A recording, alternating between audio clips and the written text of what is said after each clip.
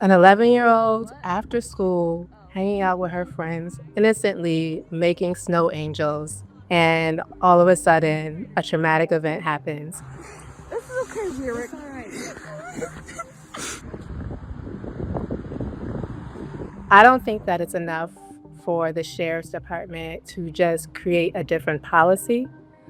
I really think that cultural competency training, implicit bias, all these things were taking place while this little girl was handcuffed and crying, not knowing what to do. This shows how officers can at times see children of color as a threat and leave lasting effects and traumatic effects on them for years to come. It's extremely important that the sheriff's department takes way more steps and makes it a commitment to having conversations with the community and understanding where they're coming from.